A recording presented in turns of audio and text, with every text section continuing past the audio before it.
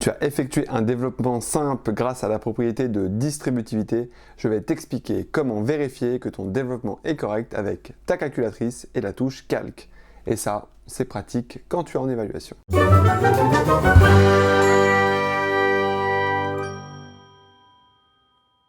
Je prends comme exemple le produit de 3 facteurs de 2x plus 3 que l'on a développé en 6x plus 9. Au passage, si ce développement te pose problème, tu peux aller voir la vidéo sur la base du développement et de la factorisation. L'objectif est donc de vérifier que 6x plus 9 est bien la forme développée et simplifiée du produit 3 fois 2x plus 3.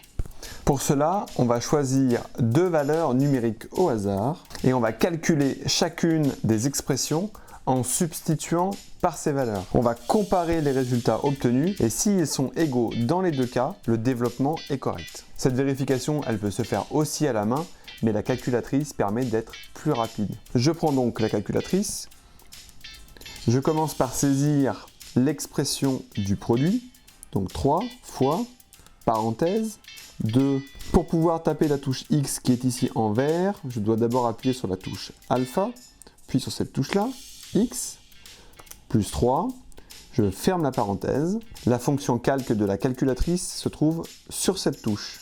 Elle est écrite en violet.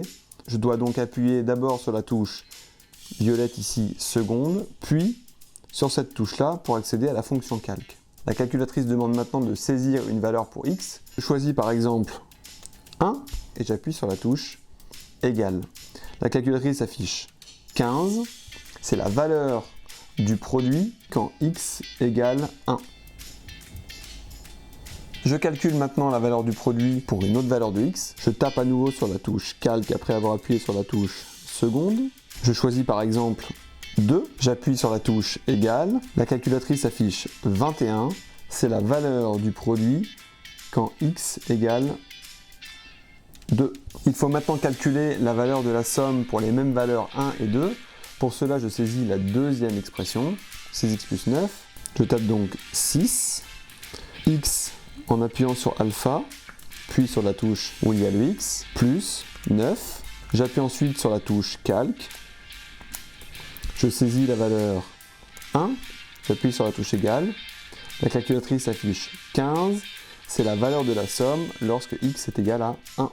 J'utilise à nouveau la touche calque avec la deuxième valeur que l'on a choisie, donc calque avec la valeur 2, j'appuie sur égal, la calculatrice affiche 21, c'est la valeur de la somme lorsque x est égal à 2. Pour les deux valeurs choisies, les deux expressions sont égales, on en déduit que le développement est correct. Voilà, tu sais maintenant vérifier que ton développement est correct ou non grâce à la touche calque de ta calculatrice. Et pour terminer, quelques remarques. La première, c'est que ce moyen de vérification marche avec n'importe quelle valeur. Dans l'exemple, j'ai pris 1 et 2, mais tu aurais très bien pu prendre 3 et 4,5 par exemple. Dans l'exemple, on a utilisé cette méthode pour vérifier un développement simple, mais on peut également l'utiliser pour vérifier une factorisation. Attention, au collège, cette méthode doit rester un moyen de vérification uniquement, car on n'est pas encore en mesure de comprendre pourquoi elle fonctionne. Tu ne peux donc pas t'en servir pour prouver que deux expressions littérales sont égales pour toute valeur de x. Au lycée, c'est une toute autre histoire, car tu verras qu'il y a un théorème caché derrière tout ça. Il te reste maintenant à t'entraîner à manipuler la touche calque de ta calculatrice. Je te mets donc d'autres exemples de vérification à effectuer dans la description. À bientôt!